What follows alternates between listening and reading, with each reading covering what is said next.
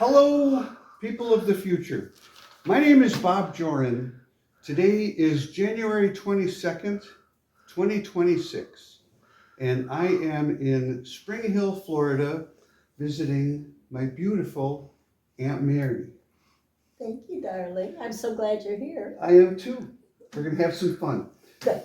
So, my nephew, my sister's son, Luke Zahradnik, Yes. years ago, had the idea of interviewing family members that he loved with a list of questions, and those videos that he made were brilliant.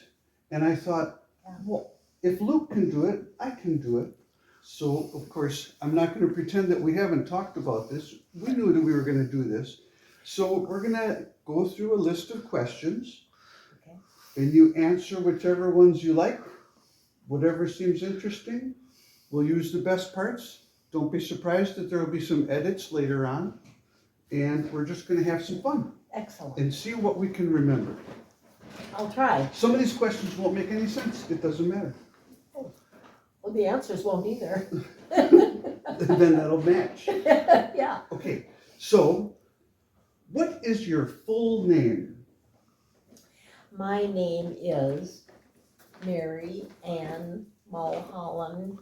Engle Gorski Engle. Wonderful. So that kind of answers a little bit of a question. If you had a maiden name, what was it? But, Yeah. if you want to touch on how your name has evolved through your life. I've been very satisfied with my name. Mulholland is a good name. I'm proud to have it because my father was a Mulholland and died at such a young age. I was only 9 years of age when he died, and he was, I think, about 36. Sure. And he was very important to me, and he still is important to me, and I try to remember him. Yeah. Yeah. Do you know what your first name means? What the name Mary means? Well, I'm not sure.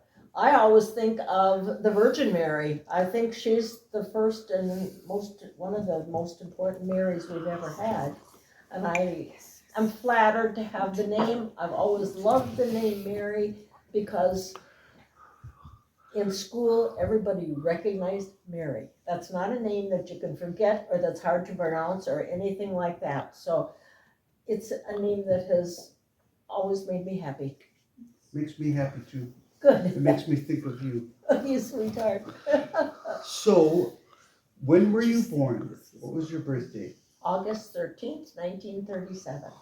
And were you born at a hospital or some other place? I was born, my mother was there, and it was at the Milwaukee Hospital, which I think still stands, but a lot of people were born at that hospital. I'm seeing the name of Milwaukee Hospital turning up again and again, but it was an okay birth. There were some complaints afterwards from my mother due to the size of my head. Well, all the better to hold that beautiful brain of yours. Thank you, dear. So, what are your parents' names? George William Mulholland is my father. My mother was Dorothy Jane Sissel Mulholland. Jorin. Right. Yes. So, do you know, were your parents born in America or did they come to America from another country? My parents were both born in Milwaukee, I think, and yes, America, of course. Sure. Yeah. Do you know anything about the countries that your ancestors came from, or anything about what countries they were, or what life would have been like actually, there? very, very little. I know that Dorothy, my mother's mother, came from Canada, where she was French Canadian, and Harvey fell in love with her as she was walking down the street with two tiny little dogs. And so the two, it sounds very romantic as a start. It maybe didn't finish quite that romantic. It's a beautiful beginning though. Yes, it was. And who doesn't like little dogs? Yes, well, we love them. So did you get to know your grandparents? uh, Hetty Rachel Beaupre Farr Sissel, my grandmother on my mother's side, had already passed before I was born. In fact, I think just before Dorothy was even married, her mother had passed on. But I knew Harvey, my grandpa, and mostly we were very familiar. We spent a lot of time in my childhood at the home of the Mulholland grandparents, Julia and Webb Wilbur. And but because she was a marvelous cook and she was quite a Susie homemaker type person, and it was very joyful the hours that we spent there. I was there among people that really loved me, and it was a very comfortable environment. Wonderful times with the Mulhollands, your grandparents there. Yes. Did you also know of any aunts and uncles? Well, that was part of the fun, really. They had a duplex on St. Paul Avenue back in Milwaukee, and they usually had one of their children with the family living in the duplex, which really made it nice. And Granny was a wonderful cook, and she loved putting on dinner. When she'd make a dinner and Uncle Jack came, he always got 2 dinner plates to fill for himself. She wanted to be sure he got enough to eat. Her youngest, yes. She wanted to fatten him, perhaps. Yeah, but yeah, my dad had a sister and a brother. His sister was born only 9 months after he was 9 months old. Wow. When Aunt Sis was born, and she was a preemie and a very tiny baby, and my grandma, Julia, really worked hard and kept very, very busy with those 2 teeny babies, so that she didn't get pregnant again until Uncle Jack was born, and I think he was about 12 years after Aunt Sis. Yeah, so that was kind of the family, but it was fun because, my grandma made it fun, and she really loved us. Being the first grandchildren, Patty and I were big hits and very loved, and it was really fun, a pleasure. So Aunt Sis was there with her husband, Louis, Uncle Louis. I have 2 Uncle Louis. And then and Sis had Louis Coleman. We had 2 Uncle Louis. Okay. Yes, spelled 2 different ways, but really fun guys. Very cool. So it was a pleasure. And then Jack, I don't know if the questions really don't double back to your uncles or anymore after this. So do you have any more information about Jack that might be interesting? Uncle Jack was married to Dolores, Jack and Dolores, and their first child came a little bit early, little Joni, and she was a delight, and we were the big cousins by then, so it was fun because we could really pay a little interest with these little children. That was fun. And there always was kind of a competition. Well, Uncle Jack, of course, was the baby, and his mom really, his parents kind of catered to him, perhaps, and he was special because he was all that was left. Sure. So there was some competition between Aunt Dolores, really, and Grandma. Yeah, it was sometimes a little discomfort. But every time we go to Grandma's house, not only did she prepare a fabulous meal, in her kitchen she had a black wood stove. She was a marvelous cook, and she would prepare a coffee cake. And each of her children went home with a warm coffee cake that had been, the fragrance of that on that wood stove, did that smell good? Yeah, so it was kind of, it was part of the joy of that homey experience. It was wonderful. Wow. Yeah, I was lucky. I'm so glad we're doing this. I didn't know any of those things. Ah. Yeah, so generally, what were your parents like? What personality-wise, or did they have hobbies or interests? Um, well, my mom was a stay-at-home mom, although she had two daughters that were about 8 and 11 or something. She still was staying at home and she never worked. And then George, unfortunately, got cancer, and it was a painful, long, drawn-out affair. And after, of course, she had to go on to school or get a little education so that she could get a job. But he was gone as a very young man. I think he was only 38 years of age when he passed. And it was a sad time. Yeah, I'm sorry. Thank you. Did you have any siblings? I had one sibling. You may know of her. Her name was Patty Mulholland.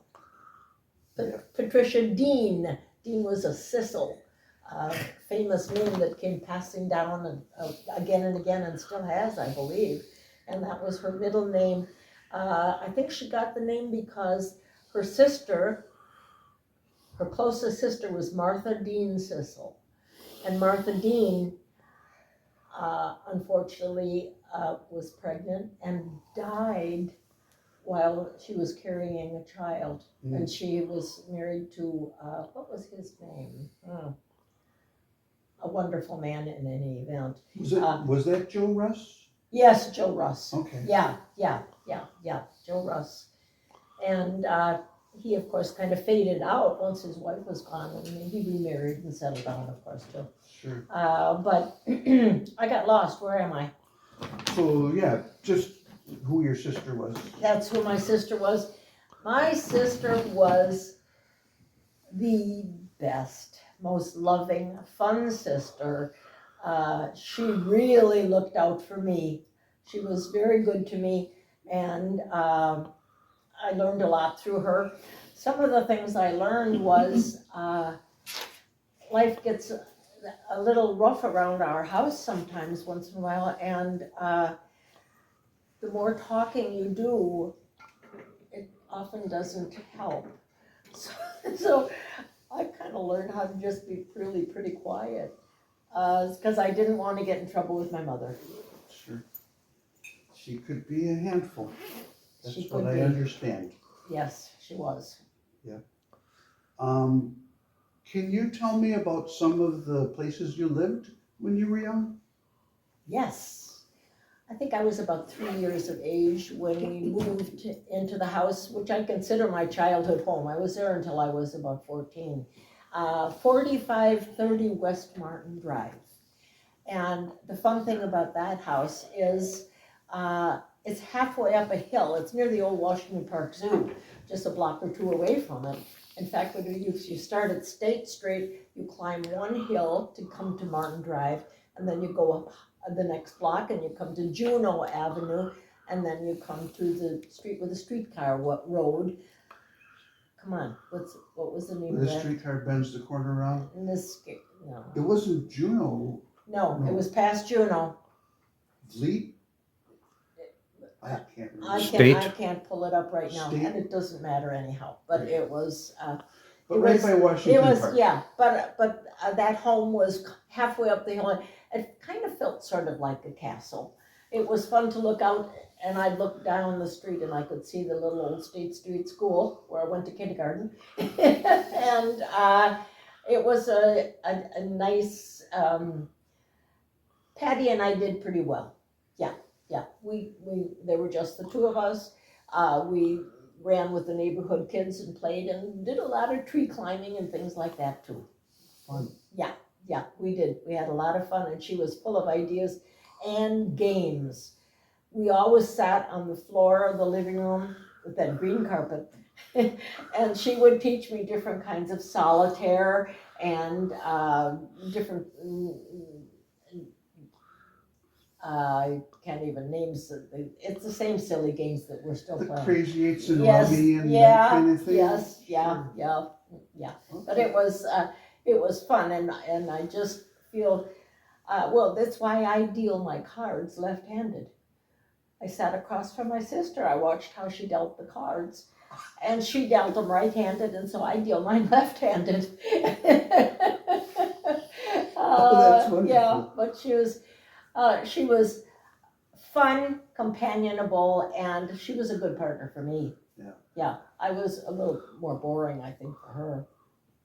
What can you do? Well, you're a little younger, most of the ideas probably come from the older one. She's the one she had more ideas than I did. Oh, yeah.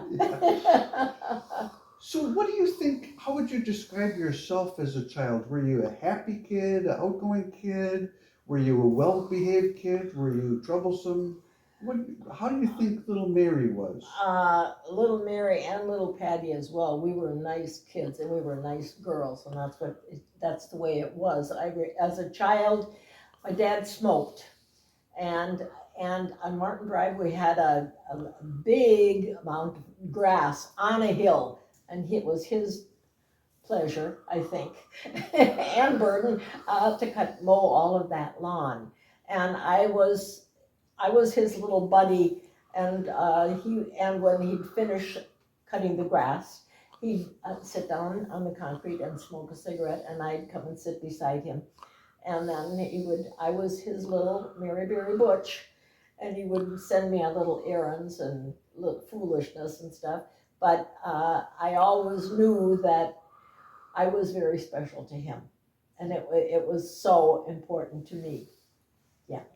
So it made for a pretty nice childhood while it lasted. Yeah. Yeah. Wonderful.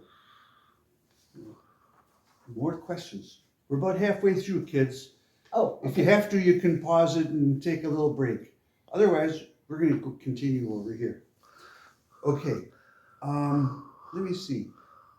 Can you think of any other stories that help demonstrate what your childhood was like? well, as you say that, you remind me of my neighbors across the street. And it was that area had a lot of, a high percentage of people who were Hebrew, Jewish people. And the girl right across the street from us was a side-by-side house, and the Hirschbeins lived on the second floor over there. And Joan Hirschbein and her little sister was Deanna Hirschbein. But Joan was having voice training, and her mother would have her go out on the front, on the upstairs, out on the deck, and that's where she would sing. And when it happened, we all groaned and shut the door. Oh, will it ever stop? That's not what I thought you were going to say. That's not what you thought I'd say.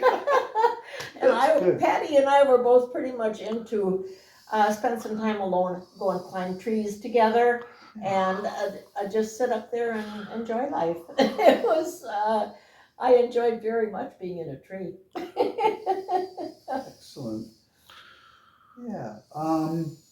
Then I know that, of course, your father, George, passed away, and you Yes. had described that.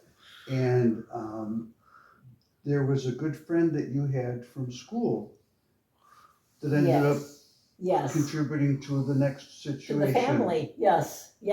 So Yeah, tell us a little bit about that. I went to Niskara School, and in my class was my friend Mary Jorin, and she and I were pretty darn good friends, and we were about in the sixth grade at this point, and recently her mom had just died of cancer, and my dad had just died of cancer, and I don't know if that was the reason, but we became close together. Also, our neighborhood, we lived 3 blocks from each other, something like that. And as we got closer, there got to be evenings when her dad, Ted Jorin, And Mary Jane would take a walk and they'd come over to our house. And Mother and I were there, and Patty was walking around somewhere or with other friends, or probably her friend Corrine. And Mary Jane and I would have fun and we'd play together. And little did we know, we began to figure out there was a little romance going on. And Ted was interested in my mother Dorothy, and they fell in love. And they started making a pattern, and they'd love to get in the car and drive down to look at Lake Michigan. They'd take the car down there, and they could have some time alone. I guess I don't know why. Yeah, but that's what they did. Yes, yeah. And it became a romance, and he was at the house more and more. And then we saw this coming together, and he proposed to my mother, and they were married. Yeah. And then we left our house on Martin Drive, and we moved over to 43rd Street where he had a home. Yeah. And that's where Ted and Dorothy and Mary Jane and Mary lived there, as well as Patty. Yeah. And Ted too, her brother was, I think he had done some college at this point. I'm not exactly sure how it worked, but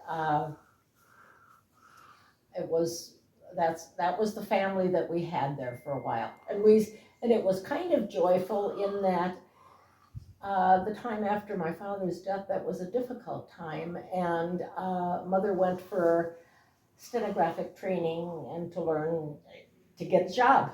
And she got a decent job. She worked as an admitting clerk at the emergency hospital, the Milwaukee Emergency Hospital. And she liked what she was doing, and she was good at it because she certainly had an outgoing personality, and she was very likable. And that worked pretty well for her. But then along came Ted, and the two of them became married, and she wasn't really too excited about working anymore. So she pulled out of the workforce, and she stayed home for during this period of their marriage as newlyweds. Sure. Second go round, newlyweds, yes. Sure. Yeah. So the next set of questions, it begins to get closer into your adulthood. Oh, Is there anything else from your childhood that you think is fun to share? Hobbies that you had or other things that happened? I was very good at climbing trees.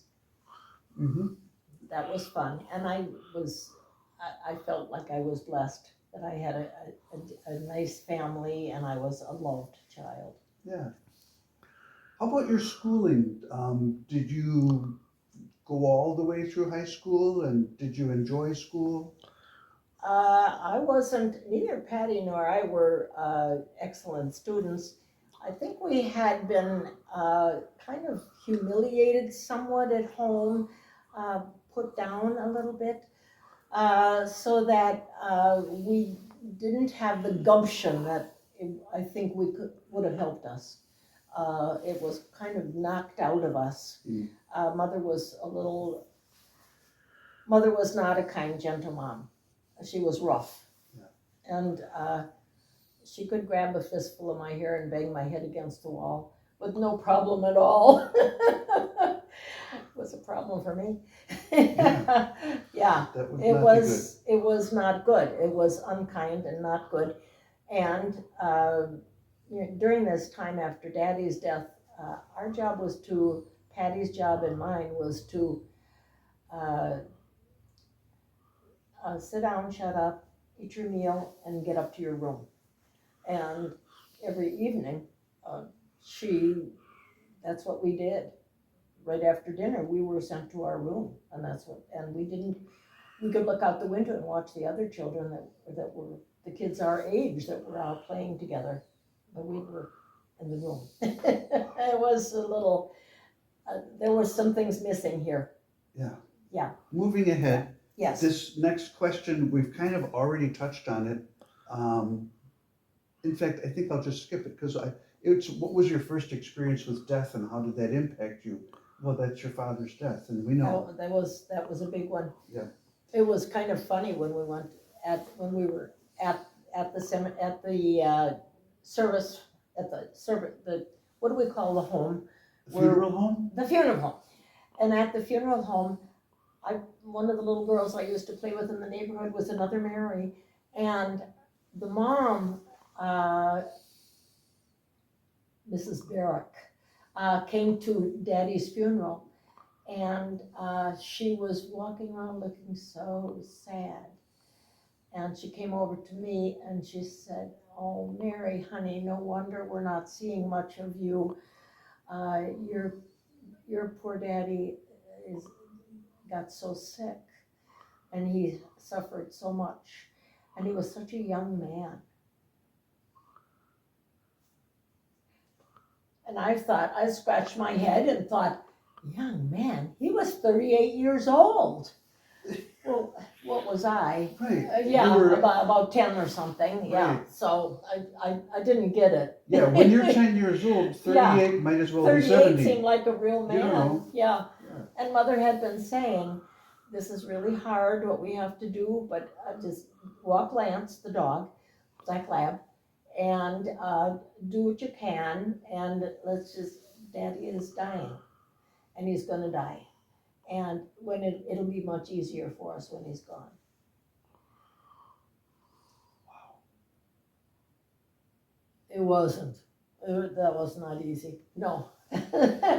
He was the gentle one, you know. He after she and I, well, in the evening, like Saturday, okay, go upstairs, and Patty and I each went to get our bath, and you have to wash our hair, and then you sit on that green stool that was in the kitchen, and she would brush our hair, and man, she was mean with that brush. She just, and we both had long hair, so it was not very pleasant at all.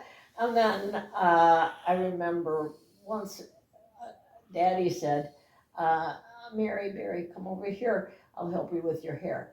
And so bring a brush. And he said, okay, now lean your head forward.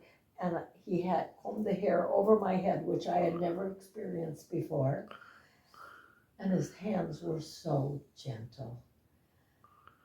He didn't enjoy hurting me at all. He was gentle and loving, and he kind of was always trying to make it easier for both Patty and me, but it wasn't very easy. He was up against it.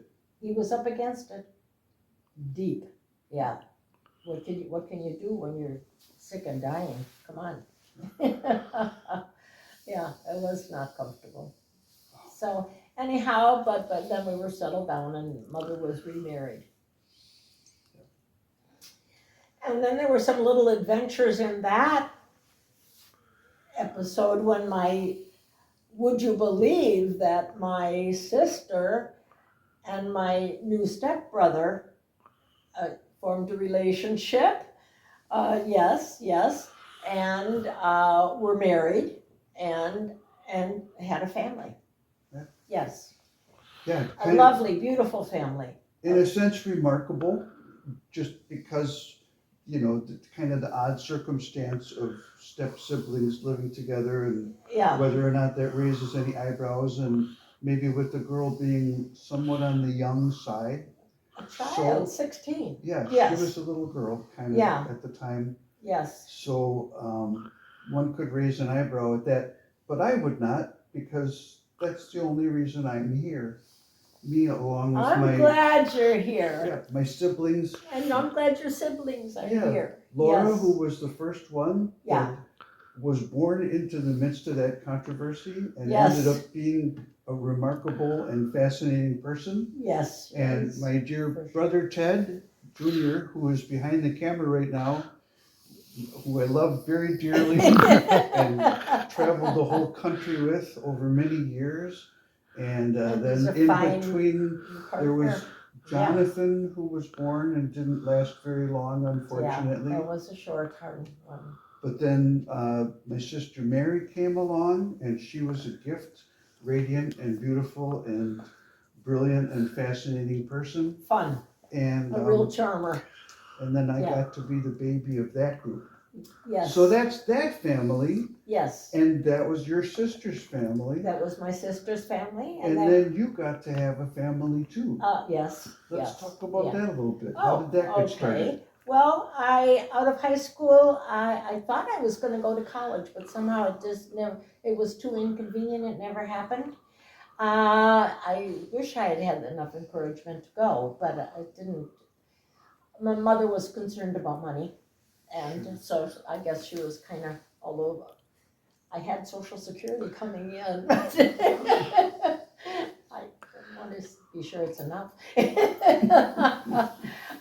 So I went to work right out of high school. Sure. Yeah, and I did stenographic work. And my first job was at the Consolidated Savings and Loan on Wisconsin Avenue at about 11th Street or something like that. Okay. Yeah, near the museum. Sure. And those jobs don't pay much. And so I was not there more than maybe a couple of months. And then I reapplied for something else and I got a government job and I was working for the U.S. Forest Service. Oh. Yeah, and Nice. stenographic stuff. Sure. But I was comfortable there and I felt good about paying for my own way. Sure. Yeah. I bet. Yeah, so it was pretty decent. Yeah. So then you worked for a period of time, a number of years, or? Well, Fred and I were married. I turned 21 on Thursday, and he and I were married on Saturday. Okay. There you go. So, yeah, he was a hardworking young man and a little rugged around the edges, you might say. Oh. Yeah. How did you meet him? Well, he had part-time jobs. He was he was getting an education at UW in Milwaukee, and it was for educating abnormal children, sort of like that. And so he was in school in the morning, and then afternoon or evening he'd be out selling, and he for a while sold pots and pans going door to door, and then he also was selling encyclopedias. So he'd go to the door and see who was there. Is this a pots and pan customer or is this an encyclopedia? Yeah. Which one's going to work here? Well, he tried. I guess he tried both of them on me actually. But it was a good way for him to get started because he was a poor kid that had a really tough bringing up, and his sister had a couple of early illegitimate children, and he was helping her manage that as his mother was going through some very terrible mentally ill problems. Yeah. And which put her in a hospital. She was in a terrible fire, and so he was ending up with helping with his sister's children and with his mom. So yeah, he had a lot of responsibility. Yeah. I remember his mom, Gertrude. Yes. And little Granny. Through whatever hardships she had gone through, and I understand it was dramatically difficult, her young life. But I remember her as an older adult being very kindly. I liked her. So I don't know if you had the same experience with Gertrude. Well, when she's your mother-in-law, it's a little bit different. Yeah. But she was, I tried to do everything I could to make her life comfortable and work for her as well. Yeah. And we did pretty well. Her mental health was a very large problem. And it was to the end of her life. So you and Fred had a family, some children involved there? Amazing. Yes, yes, we did have some children. We lived in a fourth floor walk-up apartment that was on about 28th Street and Wisconsin Avenue. And walked up and down the stairs, but that's where we lived when we got married. And after about a year and a half or something, I found myself quite pregnant and walking up and down those 4 flights of stairs. That's a lot. Go to work first and climb the stairs, and wow. So we didn't really want to stay there real long, and we had our first child, a beautiful, perfect little boy, and just the joy of my life, and we truly enjoyed him, and we were kind of thinking, this 4th floor apartment is not so good here, maybe, with the 1 bedroom, not so good. So he and I, by this time, of course, I had saved up some money through my work, and so we made a down payment and bought our first house, which was on 18th Street, between Wisconsin Avenue and Kilburn, I think would be the name of that street. Okay, Yeah. And there, it was very near Marquette University, and Fred had already worked hard. Oh, I missed part of this story, but he had worked hard and invested money in his grandfather's house, and they changed the whole upstairs so that they could make it into rooms for students.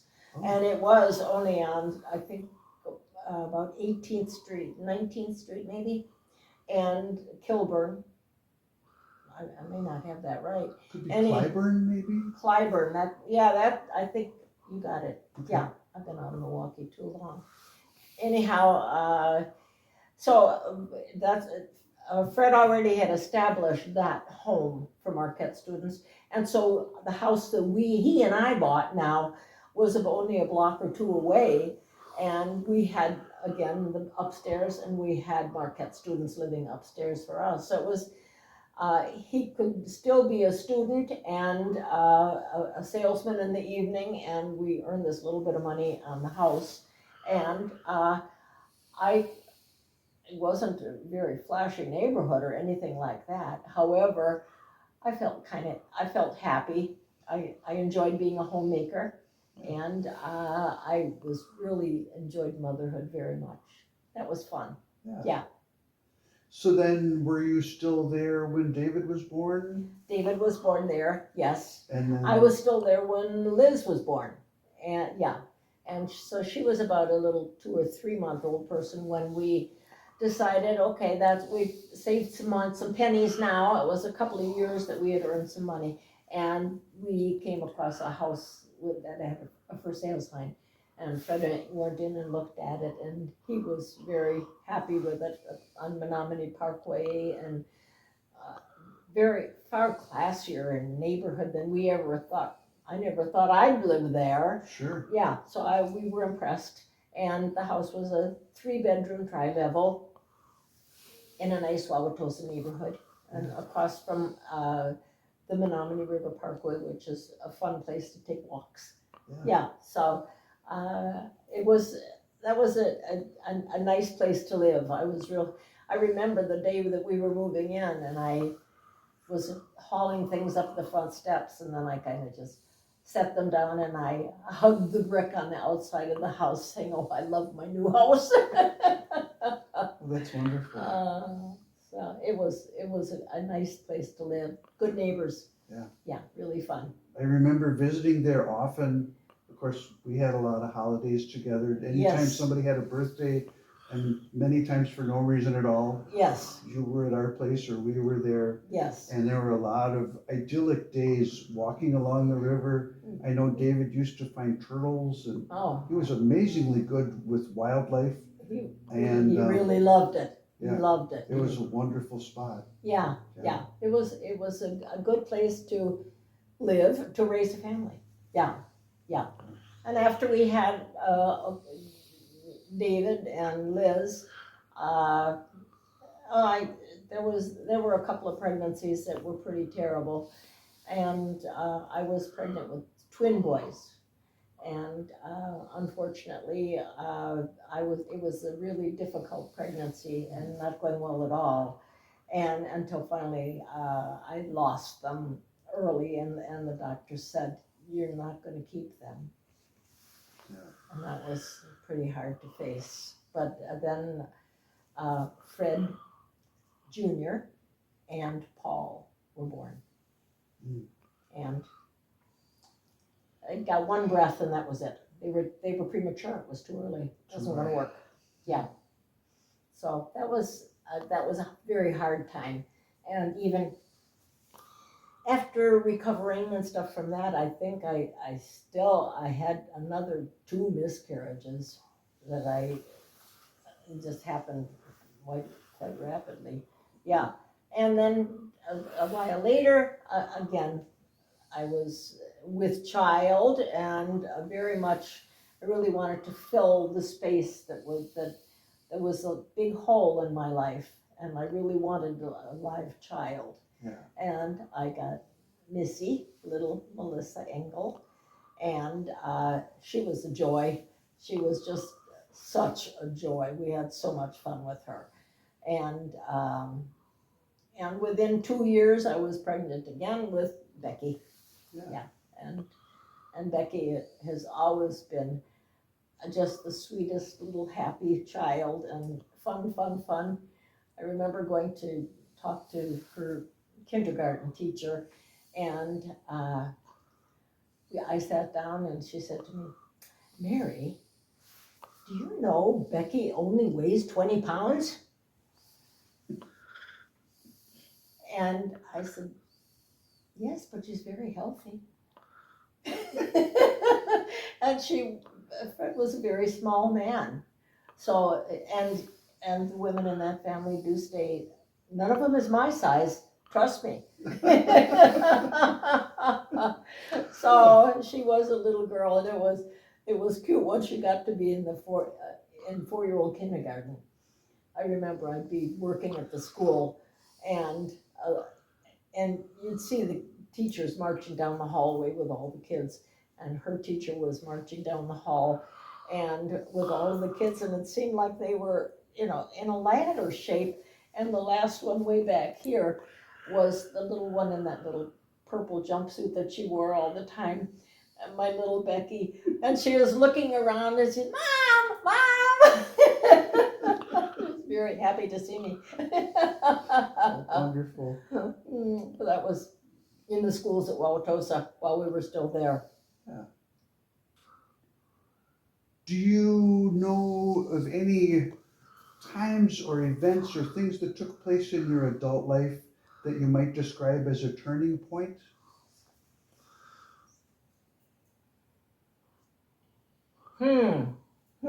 A turning point in my life. There might be several. There are several. Let's start with the earliest one that was a big turning point in your adult life. Well, my marriage to Fred certainly was a huge turning point. Yeah. Because I got out of my mother's house. I became the mother of my own house, which was a good feeling. Yes. That I could be in charge, and I was proud to do a fairly decent job. Yeah. And very proud to be a mom was a great joy to me. Motherhood is still, that's the biggest thing I ever did. Sure. I think I'm still doing it. I believe so. Yes, okay. So, but I like motherhood. One thing that seemed like kind of a big deal to me, and maybe it was just because of how it impacted me and my proximity to you, was when you moved out of Wauwatosa. And I thought that was a fairly dramatic change from one kind of house to a very different kind of environment. Oh, So, I get it. Yes. How did that move from Wauwatosa feel for you? Oh boy. Well, Fred was still he wasn't selling newspapers or even pots and pans anymore, but he was very successful. sold life insurance for quite a while, and he was a top producer. He did very, very well. And then he started another business as well. But while he was doing this, he became quite successful and financially successful. And we were kind of deciding, where do we want to go from here?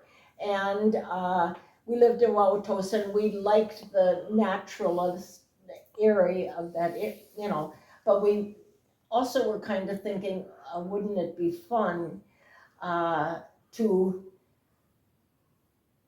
take an interest in the land and live in the country? And of course, by this time my little girls are getting bigger, and boy, would Priscilla like a horse or not? Sure. Yes, I think she certainly would like a horse. And David by this time had gotten very interested in hunting and fishing and all of nature, so that he spent a whole lot of time over at the Menominee River Parkway and walking through the water and stepping on giant turtles and things. But he liked nature so much, and the hunting part of it, so that we were thinking maybe it's time to get out of the city. Maybe we're not Milwaukee people anymore. And so we began looking and looking, and we spent some time because we had someone helping us, a real estate guy, and he located a lovely, lovely farm called Willowbrook Farm. And and it was owned by a leather manufacturer. His name was Greenenbaum. And he had a factory downtown in Milwaukee, but he had this property that was his. It was sort of a vacation property for him, because he had another house up in Green Lake, Wisconsin, where he and his wife also lived. But they had this house, which was 155 acres, and raised cattle. Yeah, and it had other buildings. It was a well-to-do, nice farm, very, very nice and classy, and I loved the big fancy house, and the pond right next to the house was, it was 155 acres of, I thought, sheer glory. And we did, it took a long time to make that financial decision. But we went on, we bought Willowbrook Farm, and we ended up living there. I was there for 19 more years, and we pretty much, our kids was very involved in showing cattle and showing them nationally even, and they loved what they were doing. David was having a field day because he could be a nature boy, as well as go out hunting whenever he wanted, and he was a very hard worker, and he loved working hard. He made him feel very proud of himself, and he deserves it. He was a good guy. And our little girls, of course, ponies, horses, stuff. Yeah, so they were really, it was a very exciting time of life. Sure. And it lasted enough to get our kids pretty much out of high school.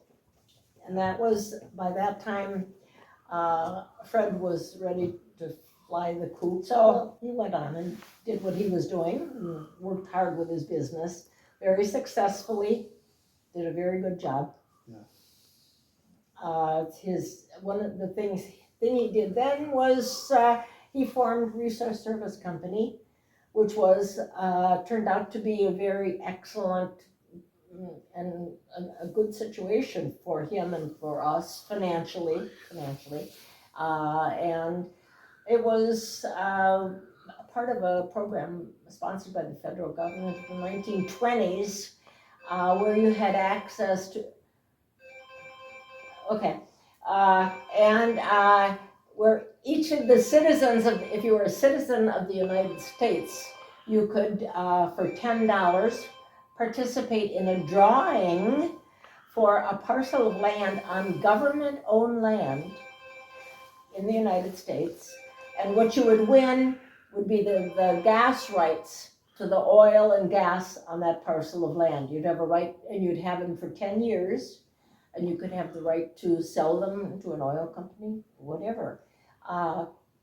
It was fun, and it was really successful. I remember it was really fun and part of a creative thing. As Fred and I were putting together these service agreements and putting together different ideas of how should this work.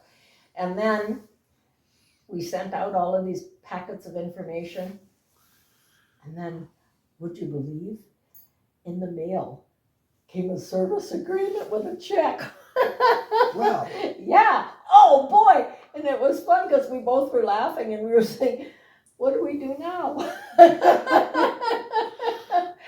But we got very involved in it, and a lot of effort went into it, and it was highly successful. Yeah. Yeah.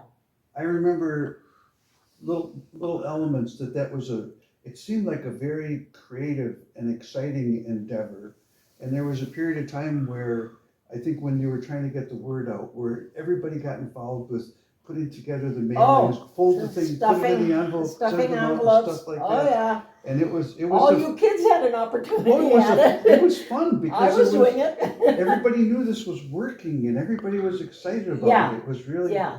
very positive experience. It was success is really fun, isn't it? It is. Yeah, yeah. It was quite an endeavor, and I was happy. I worked hard and worked it, and I was the front secretary at the office as well, and we had about people working in the office. I'd say there were probably at least 10. And then we had a lot of women work, or different, not necessarily women, but people working out of the office that would stuff envelopes and work with all of the information that we had to send out. Sure. Yeah, so it worked well, and it was a lot of fun. Obviously the relationship with Fred did not maybe end as wonderfully as it started. Did you ever find anybody else that you liked spending time with? Well, actually, the love of my life was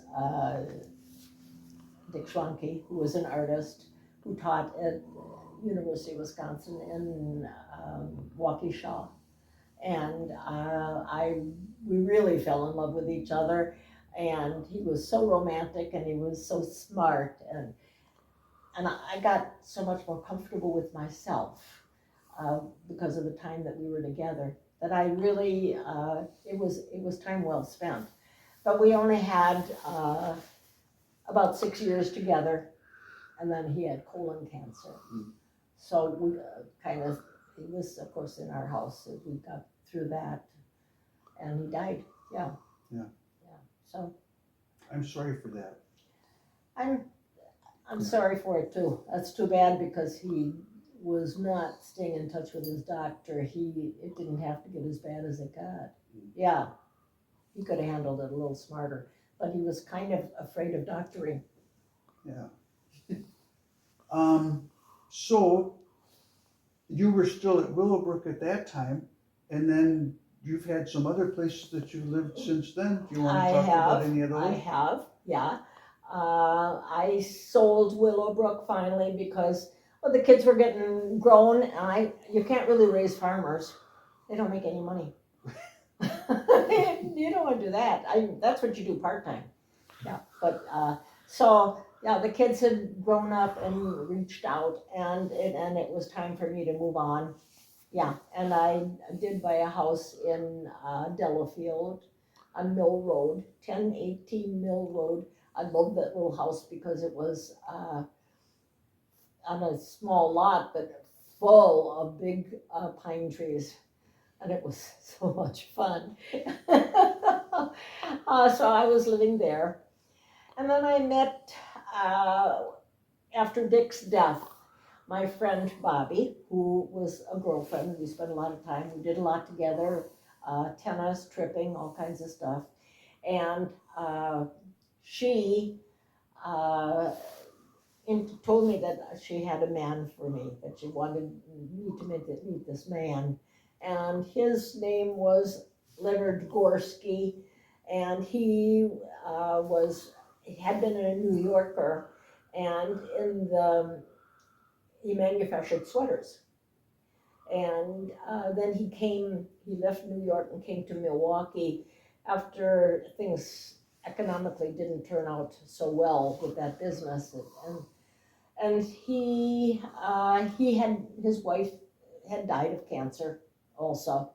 So we spent a little bit of time together, and we decided well, what did I say? I was telling my mother about it, that, describing this man. And I said, well, we have a lot in common. We each have 4 kids. And we each drive a white Ford. And we each had a Westie puppy, a male Westie puppy. Wow. And she said, he lied. He bought that dog. He didn't lie. It really was true. We each had had a Westie in the past, and we had 2 little tiny male Westies. Yeah. And then he said, well, the kids, 4 kids. I said, well, he's got 3 sons and 1 daughter. I've got 3 daughters and 1 son. And then the car,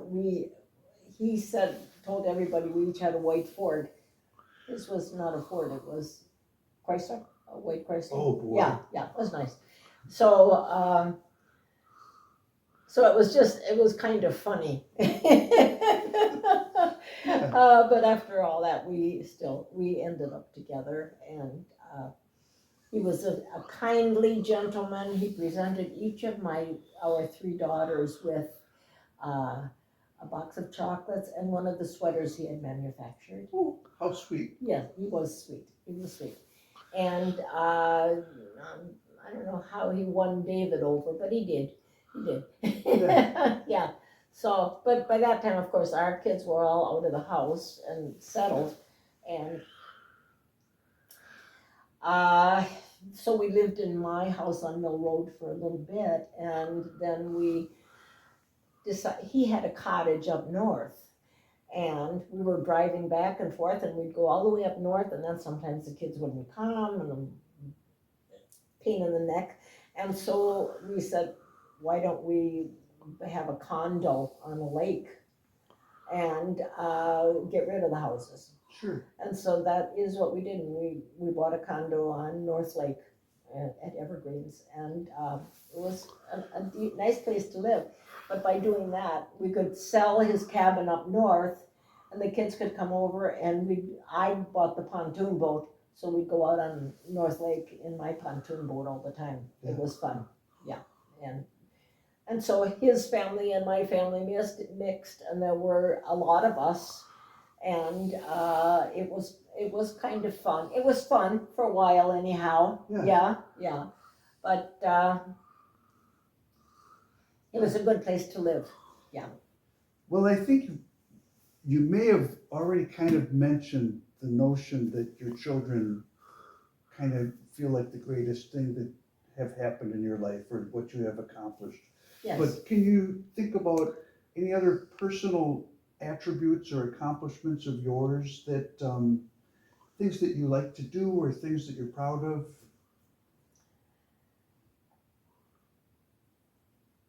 I lived with my mother until I was 21, and she did not kill me. That's remarkable. It was remarkable. A lot of bruises. Yeah, but she None didn't that kill show anymore. me. Just what's on the inside, I guess. Okay, yeah. So, and you're at least 50 years old at this point, I think and I still am, an yeah. active tennis player? Is that true? It's true. In fact, I think I'm 88, and I still can hit the tennis ball. That's- Sometimes, not always.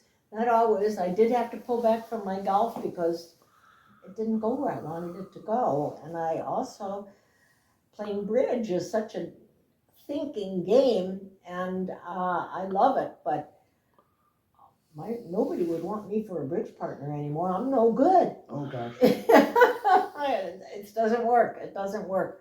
I play another euchre type game called Pepper, which is, I've got some really true friends, and we enjoy that. We do that every Tuesday. They come to my house every Tuesday. We have something to eat, and we play cards. That's fun. It is fun. We love it. I think you in your life have had some opportunity to see different parts of the world. Do you Ooh. consider yourself a well-traveled person? Oh, yeah. Oh, yeah. Tell us- That was the best part. That was just the best part. There was so much. And everywhere I look, I'm surrounded by that Chinese man that's reading the book sitting on top of that fish. Oh, yeah. I got that in China. Yeah.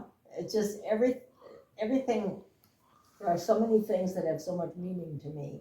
And it's because of what I've seen and what I've done. And there was quite a period that I did a lot of travel.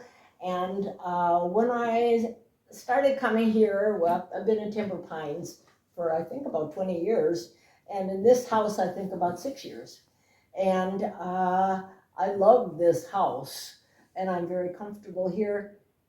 But it's too much house, it's a lot of work, it's a lot of expense. I shouldn't be throwing all this money into something for one person. That's crazy. So I'm getting ready for a change. Mm-hmm. Yeah, and I'm not sure what it'll be. Where in the world did I like the best? It always goes back to the Galapagos Islands, because I traveled lots of worldly places, but after doing a lot of my travel, I thought I would like to share this with my children. And so I took my kids and about 13 people altogether, 13 or 14, yeah, and Laura was with us, Mm-hmm. yeah, and we went to the Galapagos Islands, which was absolutely delightful. And we flew there and met, and we had our own boat. And it was 4 stories tall. You could climb up to the 4th floor and then dive into the water, which the kids enjoyed a lot.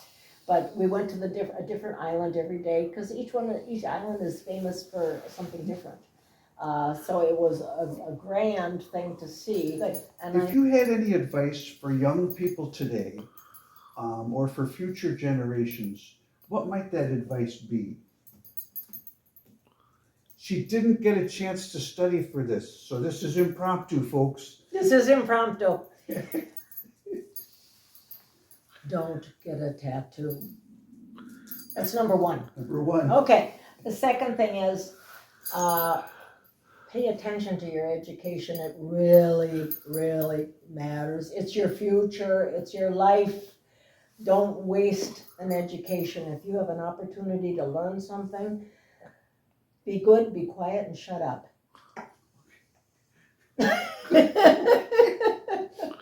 Okay. I love that. Maybe I didn't say that right. I think you did. I think you did it really. Oh, okay. Yep. Well, thanks everybody.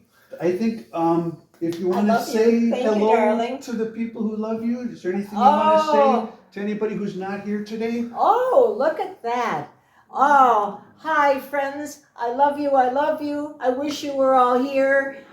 Aren't I lucky to have this wonderful young man? Thank you. Thank you. I'm the lucky one. And there's Mr. Ted over there on the camera, and Koko's doing a very important job. Look at her crochet. Ta-da! and see the dog looking up. He's having a good time too. Yep. So I'm very, very lucky. I'm very, very lucky. I enjoy good health, no pain, but my memory's gone. Yeah. What the hell? It is what it is. We're Yeah. lucky to be where we are. Yes, we are. I love yes, you. we are. I love you, dear. Thank you. Bye, everybody. Goodbye, everybody. Thank you.